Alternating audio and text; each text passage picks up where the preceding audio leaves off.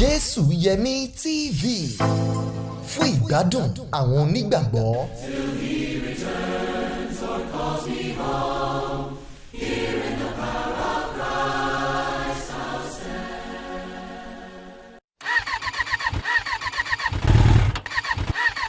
ajé ìgbé kí ló dé tó ń laago yọ̀bọ̀ nídìí ọ̀kadà báyìí. wo ó tiẹ̀ ti wá tójú sú mi bí n bá pààrọ̀ ẹ̀yà ara ọ̀kadà fóníbàárà mi lónìí ká tó rọ́jọ́ méjì sí mẹ́ta ó tún ti bàjẹ́ padà wọ́n á tún ti rù ú dé. alábàjọ tí àwọn oníbàárà rẹ ṣe ń gbé ọ̀kadà wọn wá sọ́dọ̀ mi láti wá túnṣe. kódà ó tiẹ̀ ti wá fẹ́ lé mi lóko gbèsè àfi bí ẹni táyé ń ṣe. ajé ìgbé ayé kankan ò ṣe ọ́ àìmọ̀ ojúlówó ẹ̀yà ara alùpùpù ní ìṣòro rẹ̀. Ṣòróró motorcycle spare part ní ọ̀nà àbáyọ fún ẹ̀yà ara alùpùpù tí yóò ṣe déédéé bí eléyìí tó bá wá fún oríṣiríṣi ọ̀kadà bíi Bajaj CD110 CB125 AS100 Ajwe125 TBS àti bẹ́ẹ̀ bẹ́ẹ̀ lọ. Ṣòróró motorcycle spare part tí iléeṣẹ́ Shalin motorcycle spare part ṣe jáde ní kẹ́ ẹ béèrè fún. ìròyìn ayọ̀ rèé fún gbogbo ẹ̀yin tẹ́ ń tún alùpùpù ṣe motorcycle ẹ̀yin tẹ́ ń lo alùpùpù àti ẹ̀yin ọlọ́kadà tẹ́ ń fi ọ̀kadà ṣiṣẹ́ láti béèrè fún Ṣòróró motorcycle spare part. àwọn bó gan láti lè ríra. ẹ̀yin ẹ ṣáà ti béèrè fún Ṣòróró motorcycle spare part níbi gbogbo tí wọ́n bá ti ń ta ojúlówó ẹ̀yà ara alùpùpù ní agbègbè yín. torí Ṣòróró motorcycle spare part ó lálòpẹ́ ó sì fini lọ́kànbalẹ̀. Ṣòróró motorcycle spare part ojúlówó tó yàtọ̀ sí gbàrọ̀ gùdù. a fi ọpẹ́ fún Ọlọ́run tí ó jẹ́ kárí ìmọ́lẹ̀ ọjọ́ òní, ọba àwọn ọba, olúwa àwọn olúwa, Ọlọ́run tó ti wà káyé tó wà tó tún sì máa wà nígbà táyé òní sí mọ́. a dúpẹ́ lọ́wọ́ gbogbo ẹ̀yin tí ẹ̀ ń wò wá, tí ẹ ti ń wo ètò yìí láti ìgbà tá a ti bẹ̀rẹ̀ ètò yìí. a gbàdúrà pé agbára Ọlọ́run ò ní fi yín sílẹ̀ lórúkọ Jésù. ètò yín, ètò wa Jésù Yẹmí live on TV, interactions with Church of Christ preachers, òun ló tún dé sí etí ìgbọ́ yín. àwa rọ̀ yín láti farabalẹ̀ fún ti ọ̀sẹ̀ yìí láti wo ètò yìí dáradára nítorí pé ètò tí ò ní ó máa ní agbára púpọ̀ púpọ̀. à ń dúpẹ́ lọ́wọ́ gbogbo àwọn onígbọ̀wọ́ tí wọ́n ran iṣẹ́ ìránṣẹ́ yìí lọ́wọ́ tí wọ́n lè jẹ́ kó máa tẹ̀síwájú. a gbàdúrà yìí pé ajé á máa wá, ìbùkún Ọlọ́run á máa pọ̀ sínú ayé lórúkọ Jésù. kí á tó gbé àlejò wa wọlé, kí á tó bẹ̀rẹ̀ ètò yìí lóní pẹrẹwu, ẹja dókè lọ́hùn, à ń bọ̀. Every vision ló lè ṣe, every vision ló lè ṣe, every vision ló lè ṣe, every vision ló lè ṣe. Gbogbo instrument pátá tẹ́ fẹ́ ilé-iṣẹ́ wo ló wà ẹ jẹ́ ká lọ. Every vision ló lè ṣe, every vision ló lè ṣe, every vision ló lè ṣe, every vision ló lè ṣe. Gbogbo instrument pátá tẹ́ fẹ́ ilé-iṣẹ́ wo ló wà ẹ jẹ́ ká lọ. Every visual and sound store ojúlówó ilé iṣẹ́ tó ń ta public address systems, imported speakers, drum sets, keyboard, wireless microphone, guitars, conga drums, live mixer àti general electronic supplies. tààràtà ni ẹ máa bọ̀ ní opposite ìta Balógun street Àgọ́-Òkun, Ṣàpọ́n, Abẹ́òkúta. telephone 081-584-86002 tàbí 080-644-85865. Ebony Vision Sound Stores débẹ̀ kò confam. ẹ káàbọ̀ padà sórí ètò. ta ni àlejò tá a gbé wá fún ti ọ̀sẹ̀ yìí? ta ni ìránṣẹ́ Ọlọ́run tẹ́ ẹ fẹ́ gbọ́rọ̀ lẹ́nu wọn? bàbá ni wọ́n, arákùnrin tí wọ́n fi gbogbo ayé wọn ṣiṣẹ́ fún Ọlọ́run ni, arákùnrin tí wọ́n ṣe dáradára nínú ọgbà àjàrà Ọlọ́run ni, olùkọ́ ni wọ́n, àgbà oníwàásù ni wọ́n ti wà nínú ilé pẹ̀lú wa nínú ilé agbára ń bí báyìí. àwọn lẹ́ ń wò lọ́wọ́ àlàáfíà wa ń bí. dáàdì ẹ súnmọ́ bí, ẹ kú ojúmọ́ sà. àlàáfíà fún yín sà. ẹ ra sà. báwo ni jọ́ní yìí sà? ṣé mi nílò láti wà lórí ètò sáré? ẹ ṣe púpọ̀ sà. ẹ jókòó sà. ẹ gbẹ́sẹ̀ sí ibà kó má máa yí. ẹ ṣe púpọ̀. dáàdi inú mi dùn láti gbà yín lálejò sórí ètò lónìí. agbára Ọlọ́run ò ní fi sílẹ̀ lórúkọ Jésù. fún àǹfààní àwọn tí wọ́n mọ̀ yín àti àwọn tí wọ́n ti ń gbọ́ orúkọ yín ti pẹ́ tí wọ́n láǹfààní láti bá yín pàdé, máa fẹ́ kẹ́ bá mi kí àwọn aráalé dáadáa, kẹ́ bá mi dárúkọ yín àti bí tẹ́ ti ń ṣiṣẹ́ oníwàásù yín fún wọn. ẹ ṣé púpọ̀. ẹ ṣeun púpọ̀. èmi ni oníwàásù ní ìjọ Olúwa tó wà ní Ìwó àti Ilé Ògbó. orúkọ mi ni Gideon Aládé Ọláníyàn. ẹ ṣé púpọ̀. dájú àwọn èèyàn mọ̀ mi tó jẹ́ Ìwó yẹn, bóyá ìpínlẹ̀ wo gangan ni Ìwó yẹn wà? ìpínlẹ̀ Ọ̀ṣun òun náà ni Ìwó wà. ok ẹ ṣé púpọ̀ sà. àlejò wa tí ò ní àwọn náà ni arákùnrin oníwàásù ìjọ Kristi Gideon Ọláníyàn tí wọ́n ṣiṣẹ́ pẹ̀ pẹ̀lú ìjọ Kristi tó ń péjọpọ̀ ní Ìwó ní ìpínlẹ̀ Ọ̀ṣun. ẹ ti dárúkọ ìjọ agbègbè kan náà. Ilé Ògbó. Ilé Ògbó. ẹ ṣé púpọ̀. inú wa dùn láti gbà yín lálejò sà. ẹ ẹ ṣe kí a tó lọ sínú agbami ìbéèrè pẹ̀lú oníwàásù tí ò ní ẹja dókè lọ́hùn à ń bọ̀.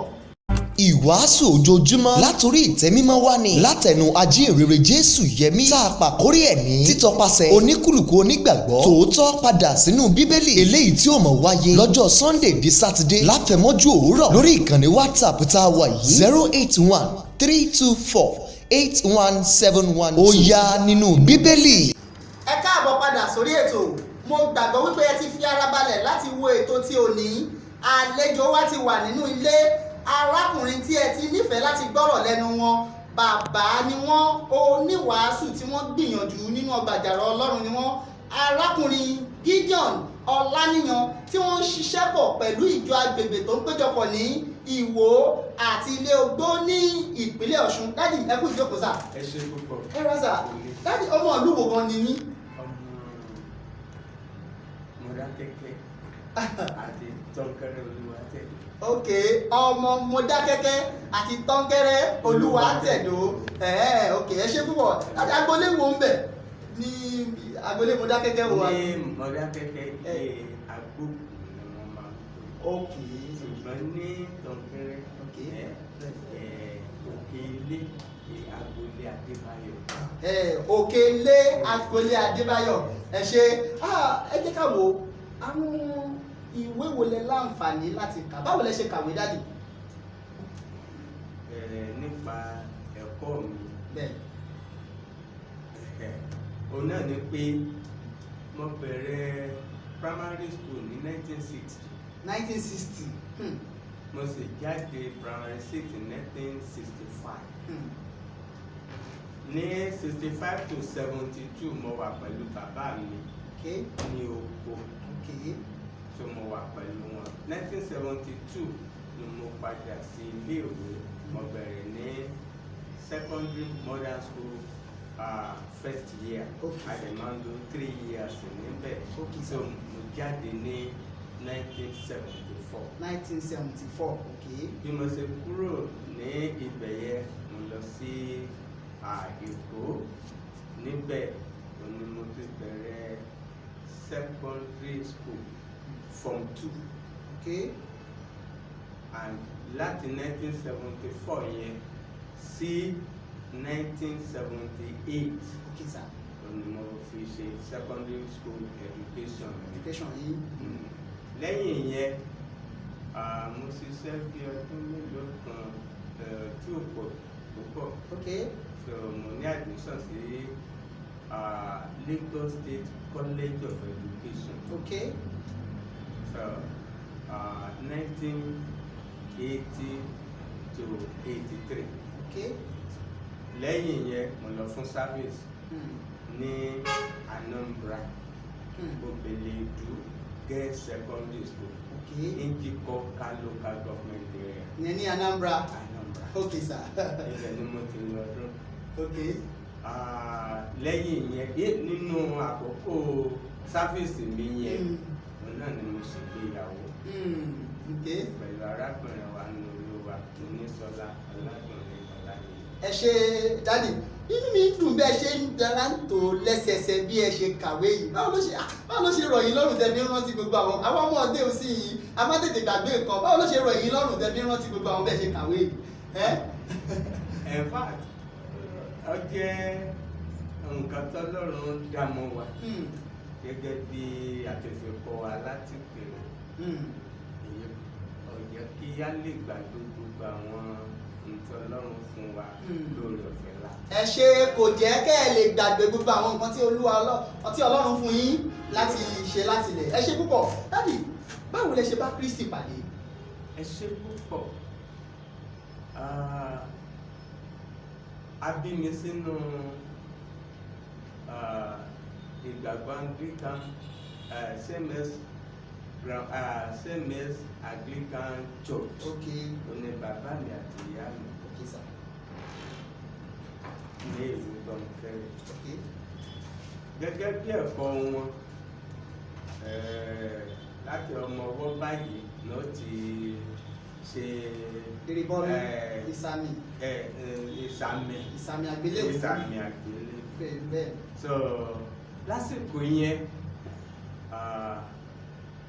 àmọ́ kankan nǹkan fún wa náà ni ẹ̀sìn tó gẹ́gẹ́ bí ìlànà Anglican Church. Okay, sir. Ọmọ ọwọ́ tán láwọn sàlámì láti gbàgbọ́ nínú Olúwa. Ohun tó máa ń ṣe ni pé wọ́n wà ní bàbá àsàmì, ìyá àsàmì. Nígbà tí mo bá ìrere pàdé mo rí wípé èyí ó kù díẹ̀ ká. Lọ́nà wo? Lọ́nà báyìí wípé ọmọdé tí wọ́n dúró fún tó bá ti bẹ̀rẹ̀ sí í dàgbà tó ń lọ sílé ìwé wọ́n á máa ṣàkun bí ọmọ yìí ó ṣe máa ṣe nígbà wà lọ́dọ̀ wọn nìyí. Nígbà tí èmi dẹ̀ lọ sí St. James Anglican Primary School Tọ̀nkẹ́rẹ́ Olúwatẹ̀dó àti wà pẹ̀lú àwọn bàbá àsàmì, ìyá àsàmì. Ṣùgbọ́n gẹ́rẹ́ lẹ́yìn yẹn ni mo lọ sí modern school tójú bàbá àsàmì àti ìyá àsàmì òtún. So lẹ́yìn èyí tá a parí modern school mo kọjá lọ sẹ́kọ̀ọ́. Bàbá àsàmì, ìyá àsàmì ọmọ bẹ́ẹ̀ ṣe ń gbé ayé yìí bẹ́ẹ̀. So tá a bá ní káwò dáadáa. Okay, sir. Kò bá yòówó kò bá Bíbélì mu. Nítorí pé ọ̀rọ̀ Ọlọ́run sọ pé ẹnikẹ́ni tó bá gbàgbọ́ tí a bá sì baptisi rẹ̀ òun ni yóò là. Ẹnikẹ́ni tí ò bá gbàgbọ́ yóò jẹ. Kí la fẹ́ mú jáde ń bẹ̀ yẹn? Òun náà ni wípé lásìkò ìgbà tí mo wà lọ́mọwọ́ tán sàmì fún mi wọ́n wọ́n mi lé mi lórí ọmọ ọwọ́ mo wà. Okay. Àwọn bàbá àsàmì àti ìyá àsàmì mi àná ń jẹ́wọ́ tàbí wọ́n ṣèlérí pé ọmọ yẹn gbàgbọ́ nígbà tí n sì mọ nǹkan kan. Daddy on your behalf. Ní fún mi. Fún yín, okay. So ìgbà tí òye ìwé mọ́ wáyé bóò ni nǹkan yìí ṣe rí báyìí. Kí n má bàa gbàgbé lẹ́yìn primary school mi 1966 to 67. Okay. Wọ́n ní kọ́ wa lẹ́kọ̀ọ́ pé ká gba ìgbọ́wọ́lé lórí bíṣọ́ọ̀bù. Èmi àti èkejì mi Mr. Joseph Oyèbánjí ó wà lẹ́kọ̀ọ́ báyìí. Òun náà la wà láàrin àwọn àgbààgbà tó jẹ́ wípé àdìjọ ṣe ẹ̀kọ́ ìgbọ́wọ́lé lórí bíṣọ́ọ̀bù. Àwa méjì yẹn la pàṣẹ dáadáa tọrọ ọmọdé ni wá. So àwọn tó jẹ́ bí ìbọ̀dá wa tán àdìjọ wà káàmọ́ lẹ́yìn ọmọ yẹ ogun sọ yìí lẹ́bí mọ gbogbo tí gẹ́gẹ́ bí ẹ̀yìn atọ́kùn náà ti sọ pé bóòlù àti ilé ọ̀pọ̀ bẹ́ẹ̀ni. So a pàṣẹ àwọn ẹ̀sáàmù tí wọ́n ṣe fún wa fún ti ìgbọ́wọ́lé lórí bíṣọ́ọ̀bù. So bíṣọ́ọ̀bù Ọ̀yọ́ Olúfọ́sóyè ni ló wà ní Anglican tó jẹ́ pátápátá nígbà yẹn ní Ìbàdàn. So òun ló wá sí Tọ̀nkẹ́rẹ́ tó gbọ́wọ́lé wa lórí. Ìgbà tó gbọ́wọ́lé yín lórí.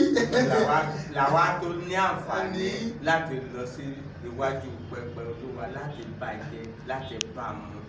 Láti tá a bá dókè lọ lẹ́yìn ìgbà tá a bá padà láti ilé agbára màá tún bẹ́ẹ̀ kí ẹ bá mi ṣàlàyé ní ṣókí bẹ́ẹ̀ ṣe bá ìjọ Kristi gan padà.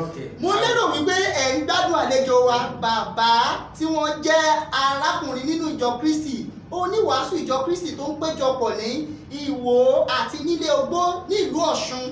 Ẹbí bí arákùnrin wa bí wọ́n ṣe ń ṣàlàyé bí wọ́n ṣe bá Kristi pàdé kí wọ́n tó mọ Kristi àwọn ìgbésẹ̀ tí wọ́n ti gbé.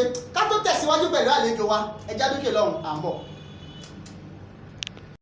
Gbogbo ọlọ́kadà pátá ìrètí dé Ṣìrórò spare part ní ẹ̀lò. Tó bá ṣe àjúwe ó wà, bàjáàjì ó wà, Honda ńkọ́ ó wà, pẹ̀lú Suzuki Ṣìrórò spare part ní ẹ̀lò. ó dára fọ́kadà gbogbo ṣìrórò. ìrọ̀rùn ti dé o fún gbogbo ẹ̀yin ọlọ́kadà mẹkáníìkì ọ̀kadà tí ń bẹ nílẹ̀. iléeṣẹ́ challenge ní ṣe bẹ́ẹ̀ bí ara ni wọ́n gbé ojúlówó ẹ̀yà gbogbo ọ̀kadà jáde tí kì í ṣe dáǹtí ayọ̀ láti lè dín ìṣòro à ń kojú ló mú kí iléeṣẹ́ challenge ṣe ojúlówó ẹ̀yà ara alùpùpù. gbogbo ẹ̀yin motorcycle repairers ló ti mọ̀ pé quality reliable and dependable parts Siroro spare part ń ṣe. irúfẹ́ ọ̀kadà wo ni wọ́n ń lò tó ń dán láàmú. tètè lọ sí ọjà lónìí kó o lọ ra Siroro spare part. dáhùn wò wá gbà pé ojúlówó ni Siroro spare part. gbogbo ẹ̀yà ara ọ̀kadà pátápátá ló ti wà lóde báyìí o. látọwọ́ iléeṣẹ́ challenge ló ṣe gbọ́kànlé. gbogbo ẹ̀yin alálùpùpù ẹ máa lo Siroro spare part tó jáde láti iléeṣẹ́ challenge torí pé ojúlówó ni. ó dára fọ́kadà gbogbo ṣìrórò. ẹ káàbọ̀ padà sórí ètò. a wà pẹ̀lú àlejò wa tí ò ní ìránṣẹ́ ọlọ́run alààyè oníwàásù ìjọ Kristi arákùnrin Gideon Ọláníyan abisdadi Ọláníyan tí wọ́n jẹ́ ìránṣẹ́ ọlọ́run ìjọ Kristi tó ń péjọpọ̀ ní Ìwó ní ìlú Ọ̀ṣun. ẹ ṣé púpọ̀ dádì. ní ṣókí àwọn aráfẹ́ mọ bẹ́ẹ̀ ṣe bá Kristi pàdé bẹ́ẹ̀ ṣe bá ìjọ ọlọ́run pàdé. ìgbà mo fi wà ní secondary school lẹ́kọ̀ọ́. bẹ́ẹ̀ ni sà. ẹ̀gbọ́n mi tí mò ń gbé lọ́dọ̀ rẹ̀ àwọn ti wà lẹ́kọ̀ọ́ kémi tó débẹ̀. okay. CAC ni wọ́n ń lọ. okay. so mo láti máa bá wọn lọ sí CAC. ó wá sáyé lọ́jọ́ kan ẹ̀kọ́ bíbélì ọjọ́ Sunday. okay sir. wọ́n kẹ́kọ̀ọ́ tó ó jinlẹ̀ nípa ìrìbọmi. okay. ètò mú kí mo mọ̀ wípé ìgbẹ́ omi ìsàmì ìgbà yẹn kò bá kéde. kò bá bíbélì mu. torí ìdí èyí mo pinnu láti ṣe ìrìbọmi. ṣùgbọ́n ní CAC yìí ọgbọ́dọ̀ darapọ̀ mọ́ kíláàsì àwọn tí ó fẹ́ ṣe ìrìbọmi. ìyẹn baptismal class. and èkejì mi tó wà ní ìjọ Kristi ní Ilé Ifẹ̀ àti Mọdákẹ́kẹ́ nígbà náà arákùnrin Moses Dada pẹ̀lú oníwàásù wọn arákùnrin Ẹbọngí Ẹbọn mo ti bá wọn worship wọ́n ti ń gbà mí níyànjú pé ọ̀nà tó ṣe dára rí bó ṣe yẹ kí ìrìbọmi rí nìyí. ń gbọ́dọ̀ wá rí bẹ́ẹ̀ yẹn tí mi ní àǹfààní àti bá wọn lọ sí baptismal class ní CAC lẹ́kọ̀ọ́ ìtorí afternoon school ni mo wà. mo ṣe ìpinnu pé nígbà tí ó ti jẹ́ pé ìrìbọmi nígbà bá ti ṣe lọ́ọ̀ yẹn èmi náà ti dẹni ìgbàlà nìyẹn. so school mi ò fún mi láǹfààní àti bá wọn ṣe ẹ̀kọ́ torí ìdí èyí bá ṣe gbọ́lùdé that was August 1974. okay sir. tí mi bá gbàgbé bí mo ṣe ti délé tí mo ra gẹ́gẹ́ mo sọ fún ìkejì mi màá ṣe baptism lọ́la màá ṣe baptism ní sẹ́ẹ̀dẹ̀ wá mí ní ẹ̀lú wà ní mo ti ṣe tán. so a lọ sí worship ní ọjọ́ Sunday. okay sir. bá a ṣe lọ sí worship a wá parí worship báyìí mo tọ́ níwàásù Ẹbọngí lọ màá ṣe baptism. ọ̀dọ́mọkùnrin kan náà jáde pé òun náà fẹ́ ṣe baptism abápé méjì. ṣé ẹ rántí ọdún yẹn sà ọdún tẹ pinnu pé ẹ fẹ́ ṣe baptism. ó dàbí ẹni pé 1970. ó dàbí ẹni pé 1974 ọjọ́ yẹn ti pẹ́ díẹ̀ ok ẹ tẹ̀síwájú. so bá a sì wá ń lọ sódò bẹ́ẹ̀ni sà. ní arákùnrin Ẹbọn ló ń dì mí mo ti ń sọ pé ṣé mo ṣe tán lóòótọ́ mo ní mo ṣe tán mo fẹ́ ìgbàlà tá a fi dí odò ní bí mi ní pẹ̀sán. so ìgbà tá a ṣe tán ayọ̀ ìgbàlà wọnú ọkàn. ìgbà tẹ ṣe tán ayọ̀ ìgbàlà ó wọnú ọkàn yín bẹ́ẹ̀ ṣe bá Jésù pàdé lélẹ́yìn nítorí àkókò wa dádì nígbà tí ẹ ń sọ ìjọ tẹ̀ ń ṣe oníwàásù lé lórí ẹni Ìwó Ilé Ògbó àbí ìjọ méjì lélẹ́yìn ẹ̀yin nìkan báwo lẹ ṣe ń ṣe báwo lẹ ṣe di oníwàásù ìjọ Kristi. ẹ ṣe púpọ̀ ọ̀run rẹ̀ arákùnrin Ayélá. gbàrà tí mo ti ṣe baptism tán tí mo dẹ́kù odidi ọdún kan mo tó ti ní jọ́sìn ní CAC. ẹ tún padà sí CAC. fẹ́. ok òye ò tí ì sí nígbà náà. ok ọ̀run rí arákùnrin Ògúnsànyà. ok arákùnrin Ayélá àti arákùnrin Ògúnsànyà wọn fi mí sílẹ̀. so ojoojúmọ́ náà máa bẹ̀ mí wò láàrin ọdún. wọ́n wá ṣẹlẹ̀ wípé lọ́jọ́ kan arákùnrin Ayélá àti bọ́ra Ògúnsànyà wọn ní tọ́lá jẹ́ tolúwa lówé. o lè lọ sẹ́. ọ̀rùn padà bọ̀. wọ́n máa ṣe àpàjà. alọ́lùdí náà mo lọ sí ilé padà. èmi bra ẹ̀gbọ́n bra ní and arákùnrin ẹ̀gbọ́n so accommodating. very very gbogbo àwọn ọ̀dọ́ kò wá mọ́ra. débi wípé n kò ṣègbéyàwó á gbàyè lọ́wọ́ wa láti lọ bá ìyàwó rẹ̀ ṣèkínní ni tìtorí pé gbogbo òru yẹn láti mọ kó orin ká mọ kẹ́kọ̀ọ́ ká mọ ṣèkínní mo máa ń tètè bá mi sọ ẹjẹ lọ sùn ti ìyàwó mi lẹ́nu kọ́lọ́run bá fún ní ẹ̀mí gíga àtàlàfíà. so ibẹ̀ yẹn that was December ló bọ́ sí. I study the reason that we got to majesty in the country of Christ. Nítorí pé ìlànà tí májẹ̀mú ṣe tọ̀ ní. Òru yẹn ni mo pinnu nígbà tó ṣe àfihàn oríṣiríṣi náà ọ̀rọ̀ Ọlọ́run. Bí mo ti pinnu nìyẹn tí mo ṣe wà nínú ìjọ Kristi padà. ok. àwọn èèyàn mi ní CAC nítorí mo darapọ̀ mọ́ ẹgbẹ́ ìmọ́lẹ̀ ayé. nínú CAC àwọn náà fi mí lẹ̀. ok ọ ṣe wọ yín. wọ́n ń lọ téjì ìbàlẹ̀ ẹja ńlá ló lọ. ẹja ńlá ló lọ. tí wọ́n bá ti wá àdéjọ gbé bíbélì ẹ̀yin náà wọ́n ti wà náà ní tó sọ nípa ìjọ àti bá a ṣe gbọ́dọ̀ sí. so ọ̀rẹ́ wa yẹn lọ́jọ́ náà oníméjì ti lọ. eléyìí ti lọ. after several questions and answers. so mo dúpẹ́ lọ́wọ́ arákùnrin Ayélá gbogbo àwọn ọ̀dọ́ tá a wà nínú ìgbèrú wa níbẹ̀ náà ni ó kó mọ́ra tó ń fún wa lẹ́kọ̀ọ́ láti jọ olùkọ́ ìhìnrere àtọ́níwàsópa. so lásìkò yẹn kò fún wa ní ìdánilẹ́kọ̀ọ́ tá a ṣe ìdánwò tá a jẹ. ṣùgbọ́n lẹ́yìn yẹn bí mo ṣe ti ṣègbéyàwó tí mo ti sáfìsì dé ọ̀bára mi ní Ọ̀ṣun. It was then Ọ̀yọ́ state but ìgbà tí mo ti wà lọ́yẹ̀ Ilé Ifẹ̀ ìyá àti family mi ti máa ń jẹ́sẹ̀. so ìgbà tá a fi wà ń bẹ̀ náà ni àfi establish ìjọba wa tó wà ní Mọdákẹ́kẹ́ so Ògbómọ̀ṣọ́ ní iṣẹ́ kọ́kọ́ pé mi lọ kí n tó wá padà sí ilé. so ìgbà mo fi wà léyìn làwọn develop ìjọba wa ní Mọdákẹ́kẹ́. so bí ó ṣe ti ṣe báyìí ni mo wá sí Ìbàdàn. ìyàwó mi ṣáájú nítorí iṣẹ́ rẹ̀ wà lọ́rùn. lẹ́yìn yẹn transfer gbé mi wá sí mo ṣe. káàkó máa wùn mí káwọn aráalé gbọ́ yín dáadáa kẹ́ bá mi sọ̀rọ̀ sókè. iṣẹ́ gbé mi wá sí Ìwó. so bí mo ṣe darapọ̀ mọ́ àwọn ará ní Ìwó nìyẹn. nígbà yẹn arákùnrin A.O. Adéníyì lóníwàásù Ilé Ogbó àti Ìwó.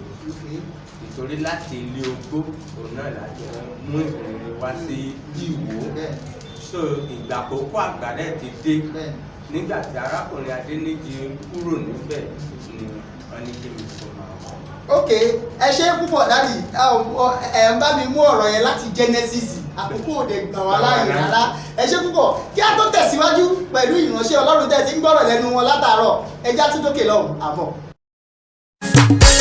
Every Vision ló lè ṣe Every Vision ló lè ṣe Every Vision ló lè ṣe Ebony Vision ló lè ṣe gbogbo instrument pátá tẹ́ fẹ́ iléeṣẹ́ wo ló wà ẹ jẹ́ ká lọ. Ebony Vision ló lè ṣe Ebony Vision ló lè ṣe Ebony Vision ló lè ṣe Ebony Vision ló lè ṣe gbogbo instrument pátá tẹ́ fẹ́ iléeṣẹ́ wo ló wà ẹ jẹ́ ká lọ. Ebony Visual and Sound Store ojúlówó ilé iṣẹ́ tó ń ta public address systems, imported speakers, drum sets, keyboard, wireless microphone, guitars, conga drums, live mixer àti general electronic supplies. Tààràtà ni ẹ máa bọ̀ ní opposite ìta Balogun street Àgọ́-Òkú Jàpọ̀n Abẹ́òkúta. Telephone 081-584-86002 tàbí 080-644-85865. Ebony Visual Sound Stores débẹ̀ kò kàn fún.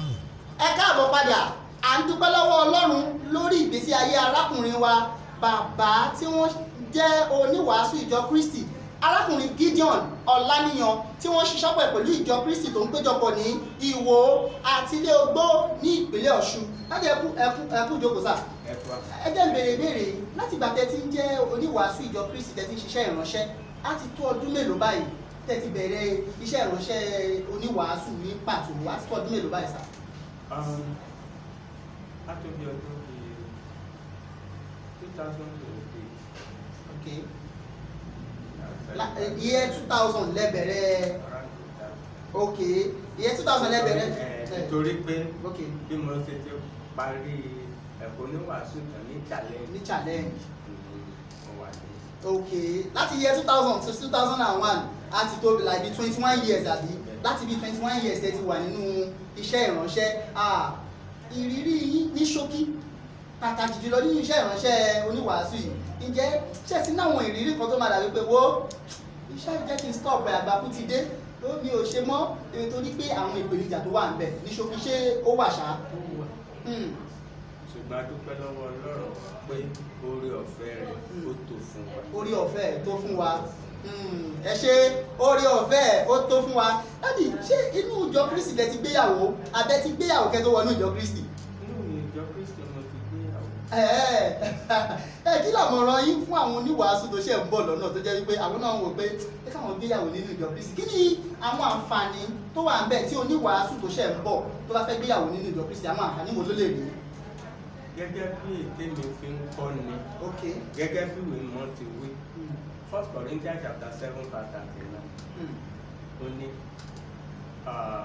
Olúwa ń bá àwọn opó nínú Olúwa sọ̀rọ̀ níbẹ̀ ní ìparí ẹsẹ̀ yẹn ó bá ní kìkì nínú Olúwa kìkì nínú Olúwa yẹn mo fi ń kọ́ ni lénìí pàápàá àwọn ọ̀dọ́ wa wípé tó bá ṣègbéyàwó kó jẹ́ kìkì nínú Olúwa. Tó o bá máa gbéyàwó kó jẹ́ kìkì nínú Olúwa lẹ́nìkẹ́ tó tẹ̀síwájú ìbéèrè kan wà tó máa ń jẹyọ kìkì nínú Olúwa ó yàtọ̀ sí kìkì nínú ìjọ gbéyàwó nínú ìjọ Kristi ẹgbẹ́ ṣó yàtọ̀ sá kìkì nínú Olúwa ṣó yàtọ̀ sí pé mo gbéyàwó nínú ìjọ Kristi.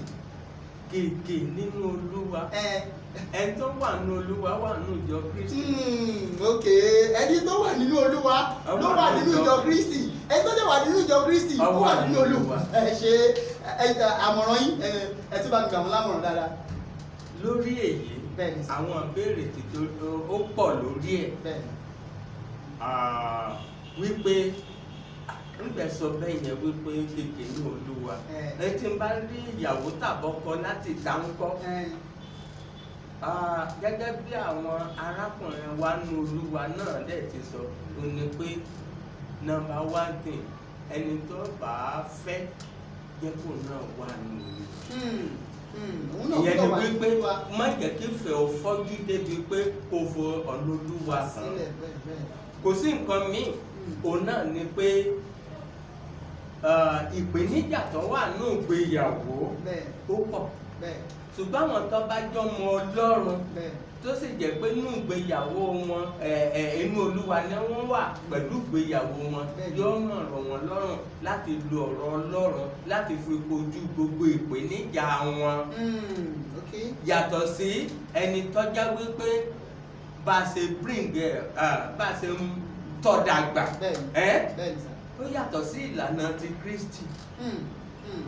Tó bá sẹ́ni tó ń tọ́jú lé ẹ bá mi ṣe ẹ bá mi yẹ̀ wò ẹ bá mi ṣáájú kankan tó bá tí ọmọ Ọlọ́run bá lọ fẹ́rù ẹni bẹ́ẹ̀ ìgbà tọ́mọ Ọlọ́run ọmọ sọ pé ẹja gbàdúrà kí ló ń wọ́n mọ̀ sọ ẹja lọ́dọ̀ bàbá bíbá ẹja lọ́dọ̀ ìyára ẹja lórí òkè ẹja lọ pẹ̀tẹ́lẹ̀ báyìí so àwọn tó bá jẹ́ ọmọ Ọlọ́run gẹ́gẹ́ bí ọ̀rọ̀ Ọlọ́run ti sọ nínú ìwé Jákọ́bù orí 5 ẹsẹ̀ 13 inú ẹnikẹ́ni àgbàjẹ̀bí jẹ́ kí ó gbàdúrà ẹnikẹ́ni àṣàìsàn bí jẹ́ kó pe àwọn àgbàjọ kan gbàdúrà fún olùwọ́dẹ̀wòsàn bẹ́ẹ̀ Olúwa ó ti fi ìlànà yẹn gbọ̀n fún wa ọ̀gbẹ́ni tí ó bá ta mú wá láti ta àkókò ìgbà tí kò sí àwọn ọ̀dọ́kùnrin ọ̀dọ́bìnrin nínú Olúwa ó ti kọjá lọ ní ìsìn àti ní wọn lọ́pọ̀lọpọ̀ ó dẹ̀ pọ̀ yanturu bẹ́ẹ̀ ni. ọ̀pọ̀ àwọn oníwàásù ẹlẹgbẹ́ wa náà máa ń sọ pé ẹjọ́ a ní àwọn ọ̀dọ́mọbìnrin níbí yìí o tẹ bá ní àwọn ọ̀dọ́mọkùnrin kan wà o a ní ọ̀dọ́mọkùnrin níbí o tẹ bá lọ́dọ́mọbìnrin kan wà tó àtẹ̀mọ́ ìtara. ẹ ṣé púpọ̀ sà ẹ ṣé púpọ̀ sà dáàdì tá a bá wò láti ìgbà tẹ́ ti bẹ̀rẹ̀ iṣẹ́ ìránṣẹ́ yín 21 years ago ó ṣeé ṣe ká máa rí inú àwọn ọmọ tí Ọlọ́run fún yín tó jẹ́ ọmọ bíbí inú yín wá èmi náà fẹ́ tọ ipasẹ̀ bàbá yìí iṣẹ́ ìránṣẹ́ oníwàásù yìí ó dáa ó gbé wọn ẹ wo bójú yín ṣe ń dán dáàdì tẹ́ ẹ fẹ́ dàgbà wọn ṣé a ní irú wọn ṣá tó pé a ti rí inú àwọn ọmọ yín tí wọ́n ti ń ṣiṣẹ́ oníwàásù àbí wọ́n sì máa ṣe lọ́jọ́ iwájú tẹ̀ mọ́. A dúpẹ́ lọ́wọ́ Ọlọ́run Ọlọ́run yọ̀ǹda ọ̀dọ́mọkùnrin méjì fún mi àtọ̀dọ́mọkùnrin tó ṣẹ̀ṣẹ̀ ń parí ẹ̀kọ́ rẹ̀ báyìí. ọmọbìnrin méjì àti ọmọkùnrin kan. àwọn ọmọbìnrin méjèèjì tó ló wá fún mi wọ́n gbéyàwó nínú Olúwa. ògo ni fún orúkọ Ọlọ́run. nínú ìjọ Kristi. ètò sì jọkùnrin tí ò tí má rí èrò ọkàn wa ni pé kò náà ṣe ìgbéyàwó nínú Olúwa. ìtọ́jọ́kùnrin yẹn náà ṣó sì ní àfojúsùn láti jẹ́ oníwàásù tàbí ẹjíjọ́ sọ̀rọ̀ débẹ̀ pé ẹ̀fàt ìdánilẹ́kọ̀ọ́ fún àwọn oníwàásù bíi méjì tó ti kọjá láti tó ń lọ lọ́wọ́lọ́wọ́ iléèwé tó wà ní Ògbáláyé. iléèwé tó wà ní Ògbáláyé láti ẹjẹ́ àwò ìlú Ọ̀ṣun lẹ́wà tẹ́ ti ń ṣiṣẹ́ oníwàásù yín àti nílé Ògbó àwọn bí tẹ́ ti ń ṣiṣẹ́ oníwàásù yín àwọn èèyàn tó wà ń bẹ̀ ṣé wọ́n tẹ́wọ́ gba ìrere ṣá ṣé bẹ́ẹ̀ ṣe ń wàásù ṣé iṣẹ́ yẹn ń yọrí sí rere ṣáwọn èèyàn ń tẹ́wọ́ gbà ní ṣókí sà. adúpẹ́ sà. pé Ọlọ́run tì wá lẹ́yìn kò tì wá lójú. adúpẹ́ lọ́wọ́ Ọlọ́run. lórí ọ̀rọ̀ rẹ̀ ìwé Mátíù orí 18 ẹsẹ̀ 20 níbi tí ẹni méjì tàbí mẹ́ta bá wà lórúkọ Olóhun wà nígbẹ̀dá rẹ̀. a dúpẹ́ pé ìjọ Olúwa nílé Ògbó àti Ìwó ìṣe bọ́ọ̀kan ti pọ̀ rẹ́rẹ́rẹ́ ṣùgbọ́n àwọn ṣókí tó wà níbẹ̀ Olúwa ṣeun. àwọn ṣókí tó wà níbẹ̀ Olúwa ṣeun. mo gbádùn bẹ́ẹ̀ ṣe sọ gbólóhùn yẹn àwọn ṣókí ẹ ṣé púpọ̀ mo gbàgbọ́ wípé ẹ̀ ń gbádùn àlejò wa bàbá nínú Olúwa arákùnrin ìránṣẹ́ Ọlọ́run oníwàásù ìjọ Kristi arákùnrin Ọláníyan Gideon tí wọ́n ń ṣiṣẹ́ pẹ̀lú ìjọ agbègbè tó ń péjọpọ̀ ní Ìwó àti nílé Ògbó ní ìpínlẹ̀ Ọ̀ṣun kí a tó tẹ̀síwájú pẹ̀lú àlejò wa ẹja lókè lọ́hùn àbọ̀.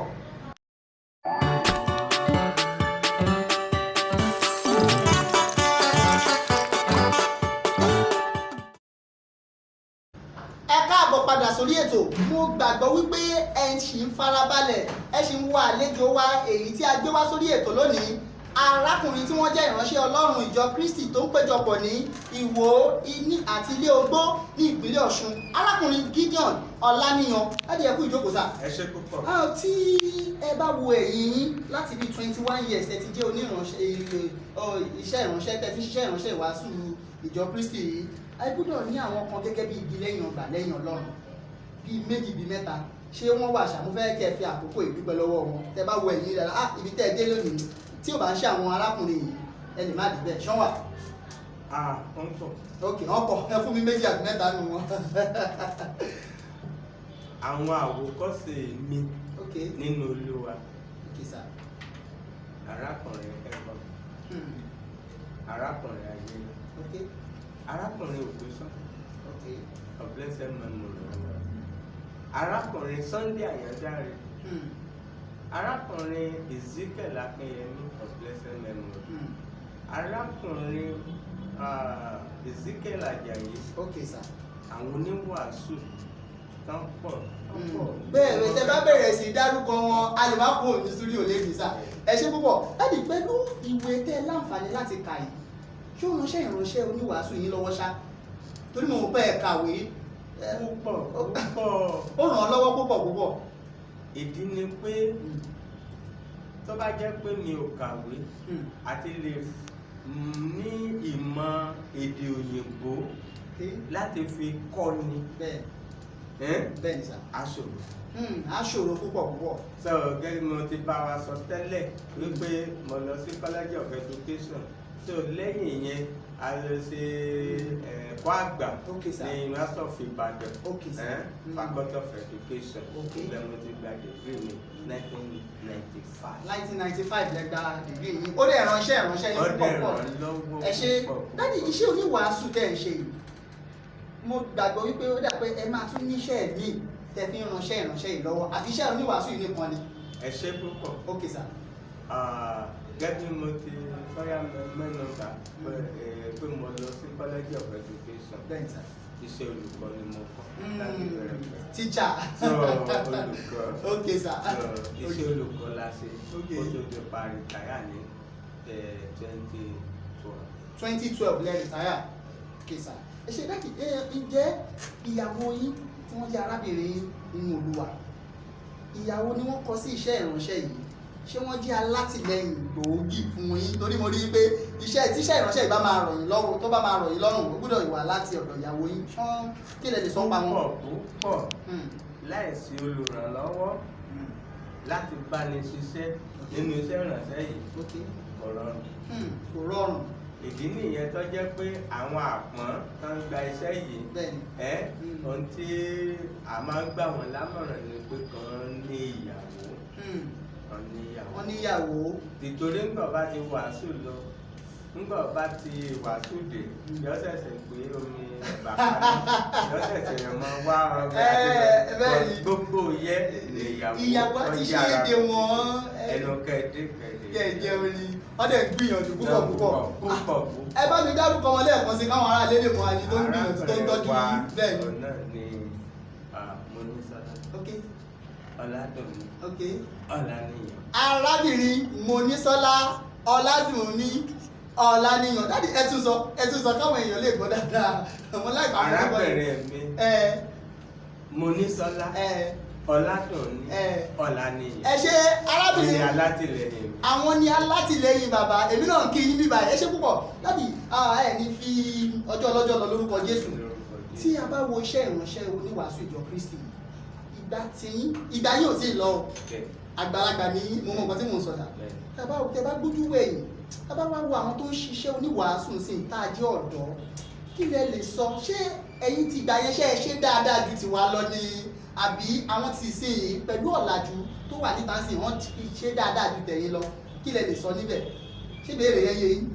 ìbéèrè tó bá yé mi o. bẹ́ẹ̀ ni sà. àwọn oníwàásù kó tó di wípé a wà láyé íńtánẹ́ẹ̀tì àti iṣẹ́ ńlá ni.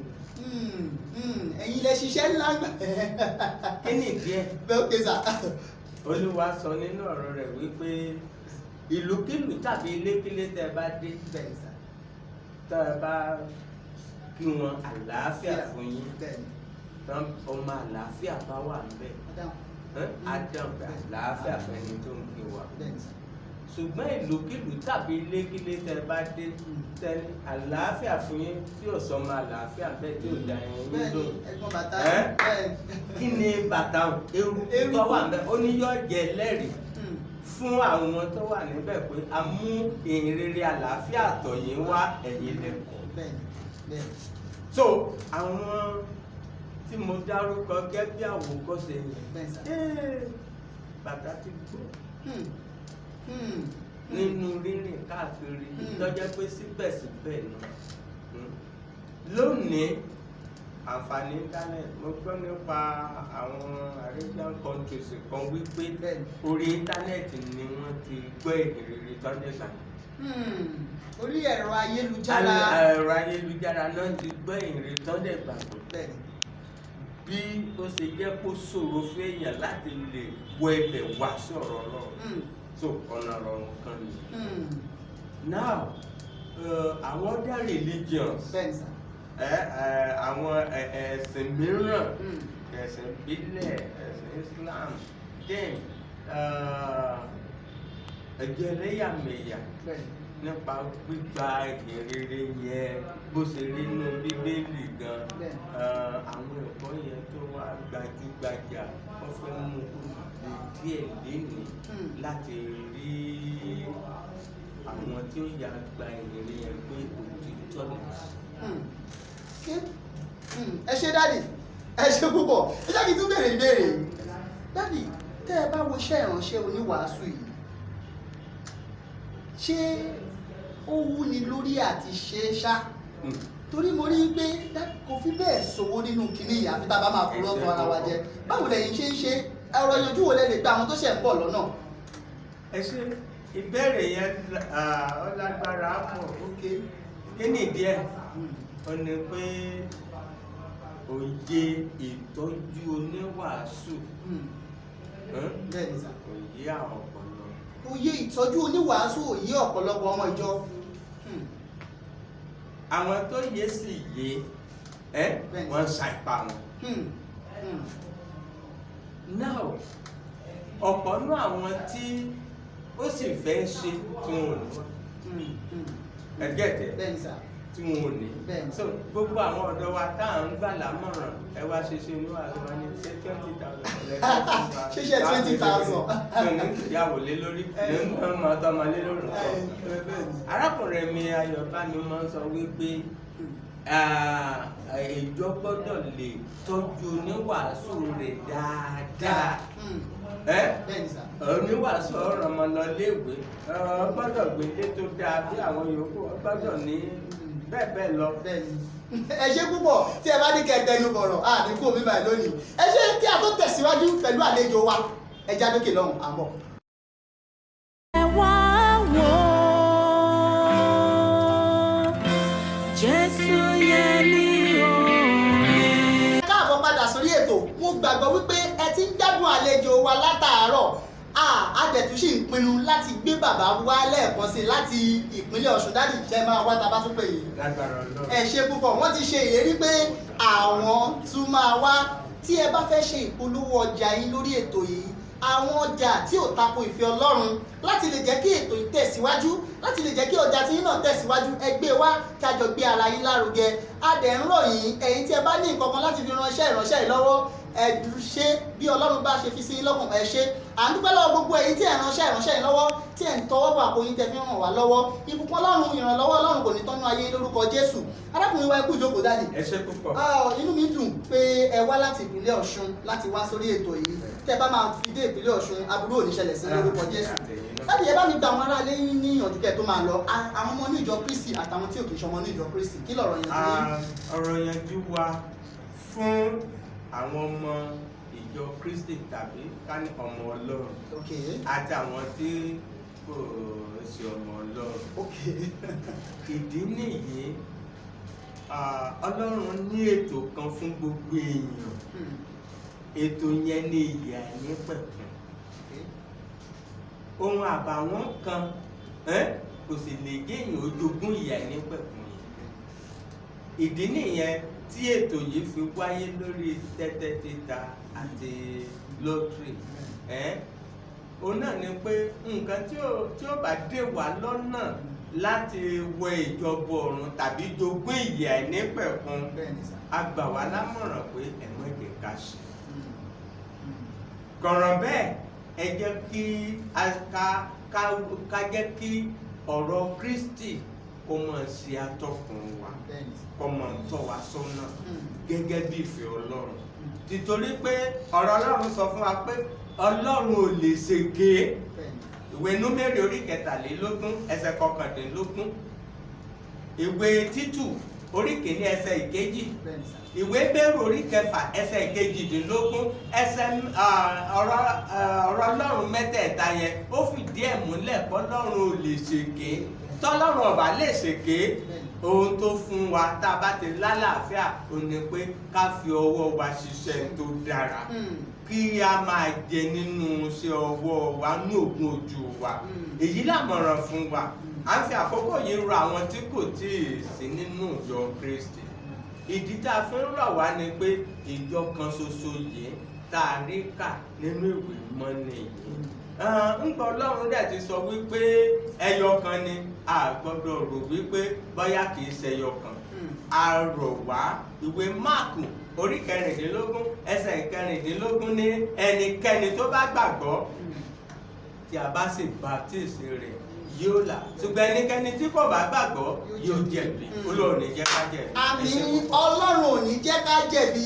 A gbé orúkọ Ọlọ́run ga fún ibi tí ó bá wa dé lónìí fún ìpàdé ètò ti òní.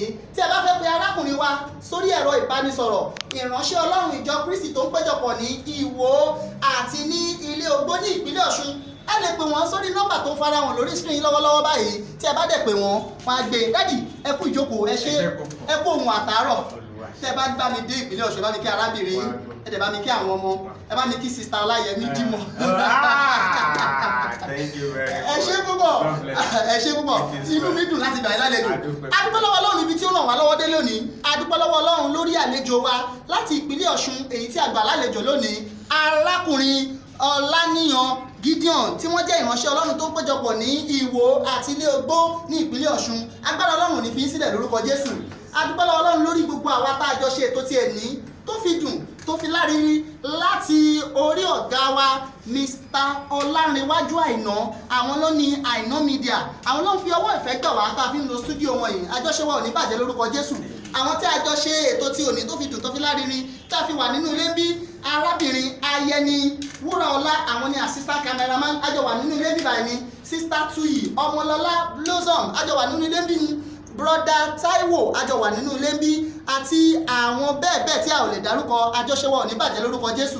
A dúpẹ́ lọ́wọ́ Ọlọ́run lórí ìgbésí ayé arákùnrin wa ọmọ Jésù Àbáyọ̀mí Ọ̀ṣọ́kò Babájídé tí wọ́n jẹ́ director iṣẹ́ ìránṣẹ́ yìí, cameraman, editor. Àjọṣe wa ò ní bàjẹ́. Orúkọ tèmi ò tí ì yí padà, Jésù Yẹmí Olúwatósìn Olúwa pẹ̀lú mi títí di ọjọ́ mẹ́jọ kẹ́ni ọjọ́ rere. Jésù Yẹmí TV fún ìgbádùn àwọn onígbàgbọ́. Jésù Yẹmí TV fún ìgbádùn àwọn onígbàgbọ́.